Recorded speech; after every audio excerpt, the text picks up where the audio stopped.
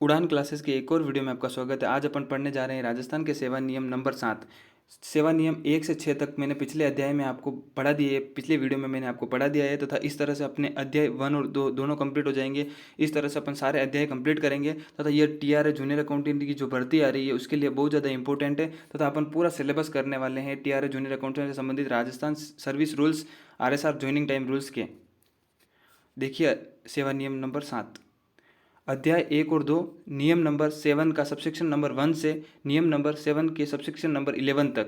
7 से अपन 11 तक के सारे नियम की परिभाषाएं जो दे रखी है नियम में वो सारी अपन पढ़ेंगे कि सेवा नियम 7 में क्या क्या दे रखा है, विस्तार से अपन चर्चा करते हैं। कि नियम नंबर 7 का सबसेक्शन नंबर 1 और 2 दोनों की परिभाषाएं दे रखी है। तो ये है एक नियम नंबर 7 के सबसेक्शन नंबर 1 में आयु की परिभाषा दे रखी है। आयु से तात्पर्य उस दिन से है जिस दिन से कर्मचारी अपने पद पर पदोन्नत या पदान्नत या सेवा निवृत्त होता है तथा यह दिन उसका अकार्य दिवस माना जाएगा। अकार्य दिवस का मतलब हो गया फ्रेंड्स कि यह उसकी जब वो ज्वाइनिंग करता है या फिर वो सेवा निवृत्त होता है तो वो दिन उसकी टोटल दिन में काउंट नहीं किए जाएंगे, अर्थात 60 वर्ष में वो दिन काउंट नहीं किए जाएंगे। यह दिन दोनों अलग ही रहेंगे। ठीक है फ्रेंड्स, आपको समझ में आ गया सेवा नियम नंबर 7 का सबसेक्शन नंबर 1। अब अपन पढ़ रहे हैं अब नियम नंबर 7 का सबसेक्शन नंबर 2 शिक्षार्थी। शिक्षार्थी शब्द से तात्पर्य इसमें है कि आरएसआर में उस कर्मचारी से है जो स्थायी पद के विरुद्ध कुछ सीमा तक मासिक वेतन के आधार पर निरूपित किया जाता है। जिनको मासिक वेतन के आधार पर कुछ सीमा तक के लिए ट्रेनिंग पीरियड पर, प्रोबेशन पीरियड पर रखते हैं उसको कहते हैं शिक्षार्थी। शब्द की परिभाषा दे रखी है, इसमें शिक्षार्थी शब्द यूज कर रखा है आरएसआर में इनके लिए। नियम नंबर 7 सबसेक्शन नंबर 3 और 4 की परिभाषा दे रखी है कि संविधान की परिभाषा दे रखी है नियम नंबर 7 के सबसेक्शन नंबर 3 में। भारतीय संसद द्वारा 26/11/1949 को अंगीकृत किया गया कानून संविधान कहलाता है। जो 26/11/1949 को अंगीकृत किया गया उसे कानून को संविधान कहा गया है। नियम नंबर 7 सबसेक्शन नंबर 4 संवर्ग की परिभाषा दे रखी है। संवर्ग किसे कहते हैं? स्थायी पद का प्रतिनिधित्व करने वाले वर्ग को संवर्ग कहते हैं।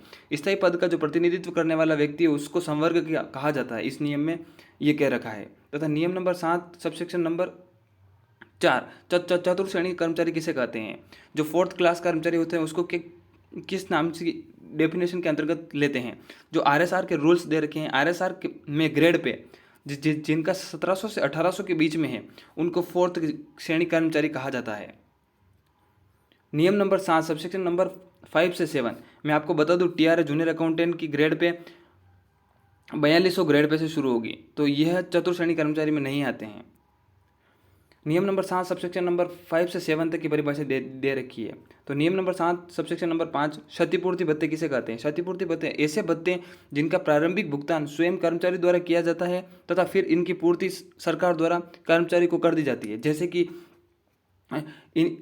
इसको अपन इस तरह से समझ सकते हैं कि सरकार जो कर्मचारी लगा हुआ है वो अपने वेतन में से कुछ खर्चों का भुगतान कर देता है, बाद में वो बिल बना करके गवर्नमेंट से उनकी पूर्ति करके पैसे ले लेता है, तो उसको कहते हैं क्षतिपूर्ति के भत्ते। जो जैसे मैं चाय के खर्चे हो गए या ऐसे खर्चे हो गए, स्टेशनरी का खर्चा हो गया, इस तरह के खर्चे जो पहले कर्मचारी अपने वेतन में से दे देता है तथा बाद में बिल बना करके उससे पेमेंट ले लेता है। तथा नियम नंबर 7 सबसेक्शन नंबर 6 सक्षम अधिकारी किसे कहते हैं? परिशिष्ट संख्या 9 भाग 2 के तहत आने वाले सभी कर्मचारी जो वित्तीय शक्तियों का उपयोग करते हैं परिशिष्ट संख्या कहलाते हैं। तो ये परिशिष्ट संख्या तथा भाग नंबर 2 क्या है ये अपन अध्याय नंबर 3 में पढ़ेंगे फ्रेंड्स। नियम नंबर 7 सबसेक्शन नंबर 7 संचित निधि किसे कहते हैं? तो भारतीय संविधान के अनुच्छेद 266(1) के तहत निर्धारित निधि को संचित निधि कहते हैं। तो फ्रेंड्स ये क्वेश्चन पूछा जा सकता है कि आरएसआर के रूल्स में संचित निधि का प्रावधान किस नियम के अंतर्गत दे रखा है? तो यह नियम है, नियम नंबर अपने 7 है तथा संविधान के अनुच्छेद 266 के सबसेक्शन नंबर 1 में है। तथा नियम नंबर 7 सबसेक्शन नंबर 8 की परिभाषा है। तो 8 को भी इन्होंने अलग अलग डिवाइड कर रखा है, जैसे कि 8 अ ये हो गया, ब हो गया, स हो गया और द हो गया। इस तरह से अपन नियम नंबर 7 के सबसेक्शन नंबर 8 में कर्तव्य की परिभाषा पढ़ रहे हैं। इससे तात्पर्य किसी कर्मचारी की सरकारी सेवा करने से है। परिवीक्षाधीन अवधि, अवकाशों की अवधि सदैव कर्तव्य में आती है। जैसे कि कोई कर्मचारी है तो उसको शनिवार और रविवार की छुट्टी रहती है, तो भी उसका नियम बनता है कि वो उसकी कार्य को प्रेफरेंस दे, इसीलिए ये कर्तव्य की संबंधित परिभाषा दे रखी है जो नियम नंबर 7 के सबसेक्शन नंबर 8 में दे रखी है। तथा नियम नंबर 7 के सबसेक्शन नंबर 8 में भारत में ही कर्मचारी को प्रशिक्षण कर भेजा जाता है तो उसे ड्यूटी माना जाएगा। जैसे कि भारत में कहीं पर भी उसको प्रशिक्षण के लिए भेजा जाता है तो उसको सैलरी दी जाएगी तथा उसको ड्यूटी पर माना जाएगा। इसका अर्थ है कि जो कर्मचारी की ज्वाइनिंग होती है, ज्वाइनिंग के बाद में उसकी ट्रेनिंग होती है तो उसको सैलरी पीरियड पर ही रखा जाएगा। तथा नियम नंबर 7 सबसेक्शन नंबर 8 का ये ईपीओ की अवधि ड्यूटी के तहत मानी जाएगी। ईपीओ की जो अवधि है ना वो ड्यूटी के तहत मानी जाएगी।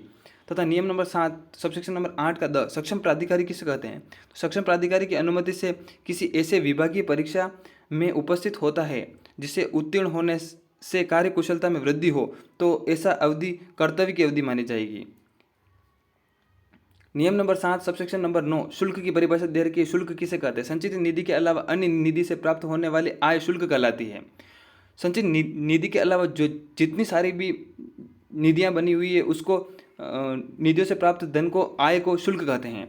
नोट नंबर ये इंपॉर्टेंट है, आप नोट कर लीजिएगा। नियम नंबर 64 के तहत प्राप्त भुगतान शुल्क है। मतलब नियम नंबर 64 में जो दे रखे हैं पॉइंट वह भुगतान शुल्क है। तो ये नियम नंबर 64 क्या है ये अपन पढ़ेंगे अध्याय नंबर 3 में। तथा नियम नंबर 7 सबसेक्शन नंबर 10 विदेशिक सेवा किसे कहते हैं? विदेशिक सेवा ऐसी सेवा है जिनमें कर्मचारी को भुगतान संचित निधि के स्थान पर स्थानीय निधि, संचित निधि के स्थान पर स्टेट की जो पॉलिसी होती है ना उस निधि के से दिया जाता है तो उसे कहते हैं विदेशिक निधि कहलाती है। तथा नियम नंबर 7 सबसेक्शन नंबर 10 के ए राजपत्र अधिकारी किसे कहा जाता है? राजपत्र अधिकारी वर्गीकरण नियंत्रण अपील नियमन 1958 की धारा में आने वाले समस्त अधिकारी को राजपत्र अधिकारी कहते हैं। तो ये नियम क्या है? नियम नंबर 1958 की धारा के अंतर्गत आने वाले जो अपन राजपत्र अधिकारी की जो विस्तार से पॉइंट पढ़ेंगे उसमें अपन पढ़ेंगे कि राजपत्र अधिकारी को किन किन श्रेणियों में बांटा गया तथा राजपत्र अधिकारी कौन कौन से होते हैं। अगर आपको ये वीडियो अच्छा लगा हो तो लाइक करें तथा कमेंट करके बताएं कि अपन नेक्स्ट सीरीज़ इसी तरह से कंटिन्यू चलने दें। तथा आप चैनल पर नए हो तो प्लीज़ चैनल को सब्सक्राइब कर दें। Thank you for watching this video.